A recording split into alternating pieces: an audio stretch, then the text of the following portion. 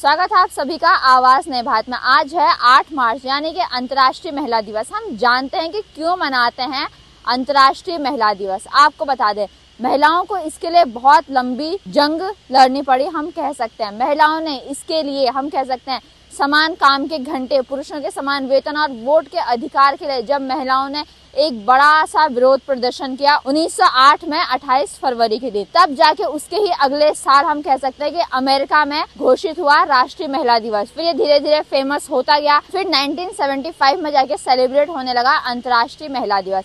महिला दिवस ये बताता है कि हमारे जीवन में महिलाओं के योगदान को, समाज के हर क्षेत्र में महिलाओं के योगदान को, चाहे हम आर्थिक क्षेत्र में कहें, राजनीतिक क्षेत्र में कहें, तो ये महिलाओं के योगदान को हम कह सकते हैं कि हम इसे सेलिब्रेट करते हैं और महिलाओं के महत्व के इम्पोर्टेंस को सब तक पहुंचे। अब इसी के साथ जानते हैं कि भारत में महिलाओं की स्थिति क्या है।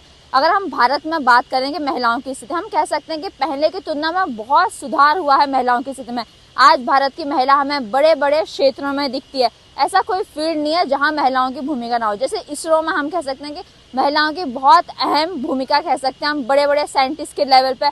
वहीं चेस में महिलाओं की अहम भूमिका, वहीं आर्मी में, हम हर फील्ड में महिलाओं को देखते हैं बढ़ चढ़कर आगे बढ़ते हैं। वहीं राजनीति के क्षेत्र में भी महिलाओं का अहम योगदान है, चाहे महिला घर पर है या राजनीति के किसी क्षेत्र में है, हर क्षेत्र में महिलाओं का प्रभाव है। इससे हर किसी का फर्ज है कि वो महिलाओं को उनका अधिकार जो दिया गया है वो उन तक पहुंचे। जैसे हमारा सरकार राइट टू एजुकेशन दे तो रखा है, पर आज भी कई सारे परिवार ऐसे हैं जो अपनी बेटियों को पढ़ाते नहीं हैं। इसलिए जो आज अंतर्राष्ट्रीय महिला दिवस मनाया जा रहा है, ये महिलाओं को समान अधिकार, हम उनके योगदान को सम्मानित करते हैं। इससे सभी परिवारों को अपनी बेटियों को पढ़ाना चाहिए। चलिए अब हम बात करते हैं भारतीय राजनीति में महिलाओं की भूमिका। महिलाओं की भूमिका को अगर किसी ने बढ़ाया है भारतीय राजनीति में, तो वो है हमारे संविधान का 73 और 74th कॉन्स्टिट्यूशनल अमेंडमेंट यानी कि संविधान संशोधन।